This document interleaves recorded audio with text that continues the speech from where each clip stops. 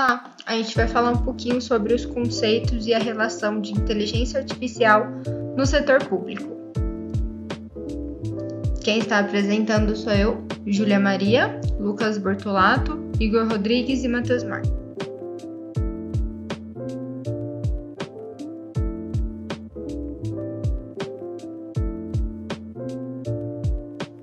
Bom, a inteligência artificial é um termo utilizado atualmente para falar sobre uma tecnologia que está sendo desenvolvida para pensar e operar por conta própria. O que é isso, né? Na verdade, é um software que ele é programado para ele absorver toda a variável, toda a informação que é dada para ele, tanto através da interação com o usuário quanto pelo programador, e ele vai armazenar essa interação e essas variáveis dentro de um banco de dados, e quando ele for precisar tomar uma decisão, ele vai usar esse banco de dados, essa chave de informações que ele tem para conseguir decidir entre uma decisão e outra, entre uma escolha e outra. Então é basicamente como se ele criasse uma consciência com base nas experiências que ele já teve com a interação do usuário, com os dados que ele tem, do que levar em consideração ao tomar uma decisão. Claro que isso é uma forma um pouco limitada, né? É uma liberdade muito grande, só que ainda é limitada, exatamente porque o banco de dados precisa ser muito grande. Se o banco de dados não tiver a quantia de variáveis necessárias, pode ser que alguma decisão seja tomada errado ou possa dar algum problema técnico no sistema, mas que ainda assim mostra uma evolução de liberdade da máquina muito grande e que é associada a uma consciência, né? Uma inteligência artificial, que é o seu nome, porque a própria máquina consegue tomar essa decisão. Alguns filmes que hoje em dia têm a ideia, né, da inteligência artificial é Exterminador do Futuro, 2001, Uma Odisseia no Espaço, Os Vingadores e Matrix. Só que esses filmes retratam a inteligência artificial como uma arma que pode se rebelar contra o seu criador, contra o mundo, contra os humanos. Só que isso acaba não sendo tão verdade. Como eu já falei, ela tem uma liberdade muito grande, ela tem uma consciência de tomada de decisão, só que possui uma limitação técnica, né, que não consegue se expandir até certo ponto. E existem umas questões éticas por trás da implementação da inteligência artificial, que é a questão do como a gente vai julgar, como a gente vai criar uma legislação para uma máquina que ela está sendo programada exatamente para ser independente e não colocar responsabilidade em cima do programador. Afinal, ela que vai tomar a decisão com base no seu banco de dados. E o famoso exemplo disso é sobre os carros autônomos da marca Tesla, que se você tem um carro autônomo e tem um condutor dentro, a princípio era para ser um condutor dentro, e esse carro ele tem uma possibilidade dele sofrer um acidente atropelando uma criança.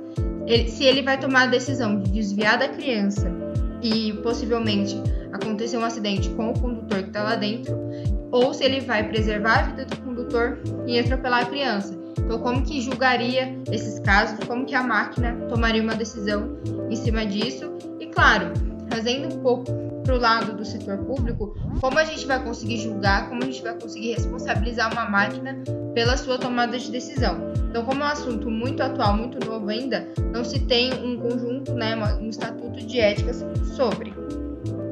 E agora a gente vai tentar entender como surgiu, de onde que vem essa ideia e qual será o futuro disso tudo. Os antigos mitos gregos já demonstraram a ideia de seres artificiais e mecanismos inteligentes, como Talos, que ficou conhecido como um gigante de bronze construído para proteger cidades contra invasores. Até Aristóteles, há mais de 300 anos antes de Cristo, já questionava uma alternativa de criar meios de automatização para a mão de obra escrava.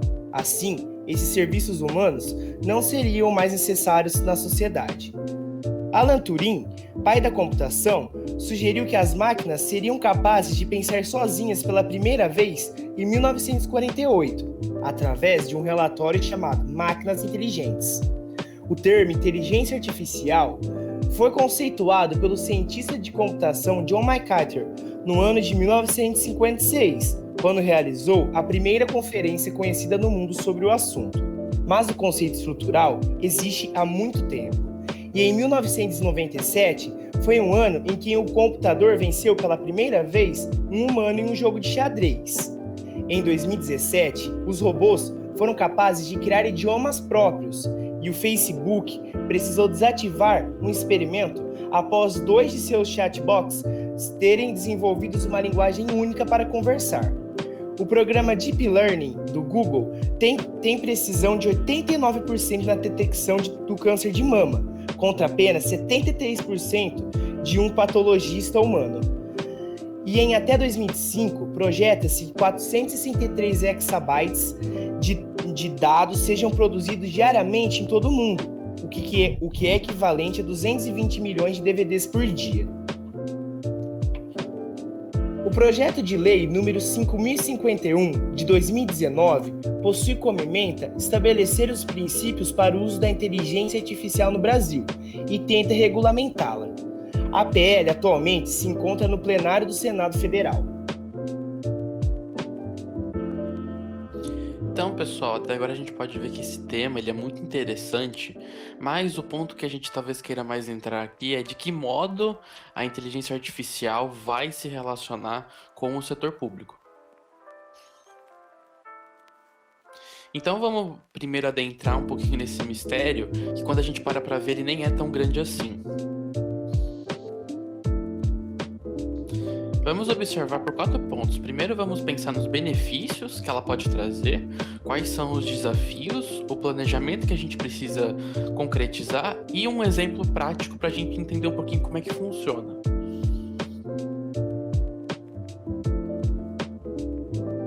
Então vamos lá, vamos pensar em quais os benefícios que uma inteligência artificial poderia trazer dentro do setor público.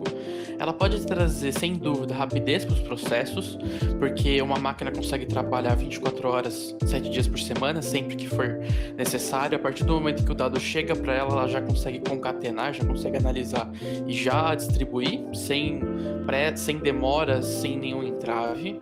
Ela pode auxiliar na prestação de serviços, por exemplo, através de chatbots, que é comunicação com o cidadão, ainda mais no momento em que a gente está produzindo muitos dados, então ela teria um grande acervo para entender as pessoas, o que está precisando, quais são as perguntas mais comuns, então ela conseguiria analisar ali e desenvolver já meio parâmetros para cada ponto.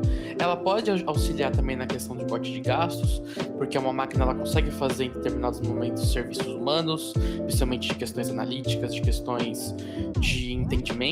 Quando existem muitos dados, ela consegue trabalhar mais rápido e com um valor, entre aspas, menor. E por fim, ela pode trazer uma maior transparência e inovação, porque a máquina ela consegue trazer os dados sem que exista um pensamento pessoal, sem que exista algo por trás da operação dela. Então ela traz aquilo da maneira mais simples possível e lógico que a inteligência artificial ela agrega muito na inovação do setor público.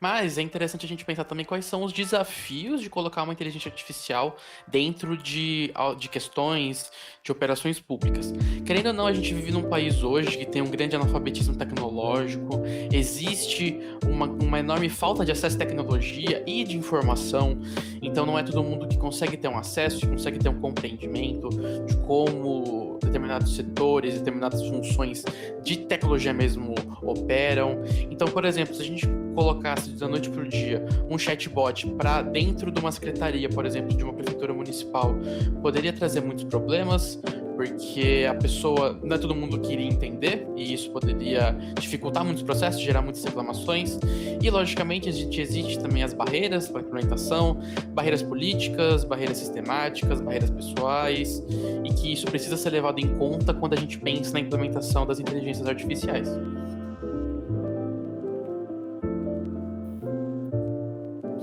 Mas também a gente pode pensar em quais são alguns pontos e setores cruciais e de que modo essa implementação deveria ocorrer. Primeiro, eu acho que é importante a gente falar que, lógico, os setores que possuem muitos dados são grandes focos, como, por exemplo, o setor de finanças e o setor de saúde, que movimentam muito dinheiro, movimentam muitos dados, muitos números, e a inteligência artificial pode entrar para oferecer um processo mais dinâmico E, como comentado anteriormente, a questão do atendimento também. Se bem implementada, um chatbot ele conseguiria, por exemplo, auxiliar o cidadão na questão de tributação, por exemplo, de calcular o IPTU, de entregar o papel que ele precisaria. Isso, lógico, é algo importante, a gente pode pensar que sim, se tornaria viável. Quanto ao planejamento, a gente precisa pensar que ele precisa ser gradual, porque a gente vive num país hoje que apresenta certos problemas, certos déficits na questão tecnológica, e, de certo modo, a pauta tecnológica ela é pouco comentada, ela é pouco fomentada, tanto entre as pessoas quanto dentro do âmbito público, então é importante a gente levar isso em conta. E, logicamente, é sempre importante a gente analisar o feedback das pessoas, ver se a inteligência artificial ela foi implementada de uma maneira correta, se ela está de fato ajudando, ou se, na verdade, ela entrou só para dificultar um processo que já estava dando certo. Mesmo que o debate acadêmico sobre a inteligência artificial ainda esteja longe de ser concluído, a Organização Mundial da Saúde já está promovendo esta inovação tecnológica como um conjunto de boas políticas para os países. No Brasil, embora não haja uma regulamentação que sustente economicamente e juridicamente a implementação da inteligência artificial, estes instrumentos tecnológicos estão cada vez mais evidentes como alternativas inovadoras para o aprimoramento da atenção primária à saúde no Sistema Único de Saúde. O projeto eSUS Atenção Básica pode ser compreendido como o primeiro programa brasileiro elaborado através de diretrizes respaldadas pela inteligência artificial. E criado em 2013, este projeto busca utilizar a tecnologia da inteligência artificial para aprimorar a estrutura organizacional das unidades básicas de saúde através de uma rede de informações centralizadas em uma única base de dados, buscando desenvolver um eficiente atendimento primário para cada paciente da rede pública de saúde. O Conect SUS também é outra ação estratégica elaborada pelo governo federal através desses preceitos tecnológicos, pois, além de contar com um banco de dados com todas as informações médicas dos munícipes brasileiros, o Conect SUS busca flexibilizar o atendimento ao munícipe através da informatização e modernização do sistema. E em tempos de pandemia, este aplicativo é fundamental para a saúde pública, pois auxilia no agendamento prévio de consultas, que acaba prevenindo eventuais aglomerações.